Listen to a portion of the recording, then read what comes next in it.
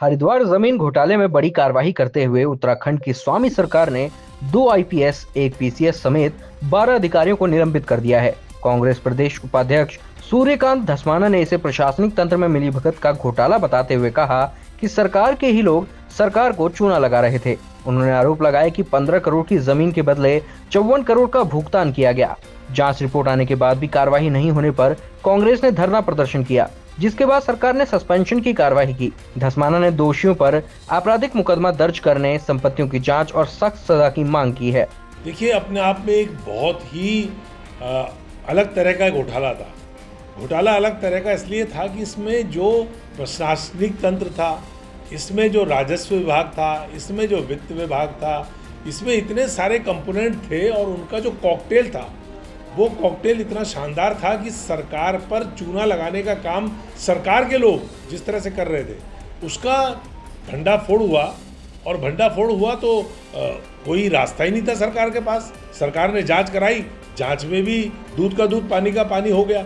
जो ज़मीन 6,000 रुपये गज की जिसका सर्कल रेट था, आपने 5 गुना सर्कल रेट पर उस जमीन को खरीद लिया।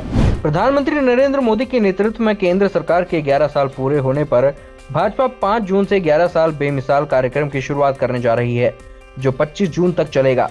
भाजपा प्रवक्ता हनी पाठक ने कहा कि यह 11 साल कांग्रेस के 60 साल पर भारी है और पार्टी कार्यकर्ता सरकार की उपलब्धियों को जन जन तक पहुंचाएंगे। पूरे 11 साल पूरे होने को हो रहे हैं कार्यकाल में, इसको लेकर पूरे भारतीय जनता पार्टी के कार्यकर्ता बहुत उत्साहित हैं और इसको हम लोग 11 साल बेमिसाल और 11 साल बनाम 60 साल इस रूप में मनाएंगे, क्योंकि इसके जरिए लोगों को पता होना चाहिए कि इस 11 साल में किस तरीके से बेमिसाल कार्य हुए हैं। वहीं कांग्रेस प्रवक्ता प्रतिमा सिंह ने सरकार के जश्न पर सवाल उठाते हुए कहा कि महंगाई, बेरोजगारी और संस्थाओं के राजनीतिकरण के बीच भाजपा को जश्न मनाने का कोई हक नहीं है।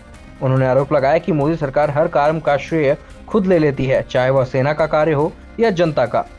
देखिए, समझ नहीं आ रहा कि भारतीय जनता पार्टी जश्न किस बात का मना रही है। इन 11 सालों में कौन सी ऐसी उपलब्धि हुई है जिसका जश्न मनाया जा रहा है? क्या इस बात का जश्न मनाया जा रहा है कि 45 सालों में सबसे ज़्यादा अगर बेरोजगारी दर रही है तो नरेंद्र मोदी जी के कार्यकाल में रही है? क्या इस बात का जश्न मनाया जा रहा है कि गलवान घाटी में किस तरीके से चाइना ने हमारे जवानों को शहीद करने का कार्य किया और हमारी ज़मीन को जो है कब्जा करने का कार्य किया? क्या इस बात का जश्न मनाया जा रहा है कि पुलवामा में जिस तरीके से हमारे जवान शहीद हुए और आज तक उसकी जांच भी पूरी नहीं हो पाई, इस बात का जश्न मना रहे हैं? यहाँ पे इस बात का जश्न मना रहे हैं कि पहलगाम में 26 जो सेनानी थे उनको मौत के घाट उतार दिया गया और उसके बावजूद हमारी सेना ने जब आतंकवादी ठिकानों को निशाना बनाया तो भारतीय जनता पार्टी के ही जो है मंत्री और उन्होंने मुखबरी करके हमारे जवानों को जो है मौत के घाट उतारने का कार्य किया। केंद्र सरकार 6 जून को उम्मीद पोर्टल लॉन्च करने जा रही है, जिससे देश भर की वक्फ संपत्तियों का सेंट्रलाइज्ड और ऑनलाइन पंजीकरण संभव होगा।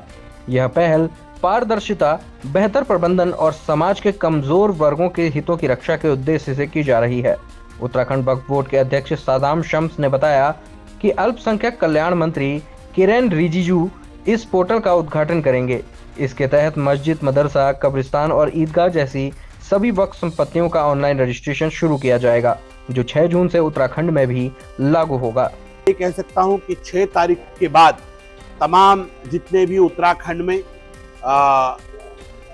वक्फ से संबंधित मस्जिद, मदरसा, कब्रिस्तान, ईदगाह, जो संपत्तियां हैं, करबला, इन तमाम संपत्तियों को ऑनलाइन करने के लिए पोर्टल ऑन हो जाएगा। तो इसलिए आपके टीवी चैनल के माध्यम से भी मेरा तमाम लोगों से अनुरोध है कि वो 6 तारीख को जब माननीय अल्पसंख्यक कल्याण मंत्री उसका इनॉग्रेशन करें तो सब लोग उसके ऊपर अपने आप को रजिस्टर्ड कर लें।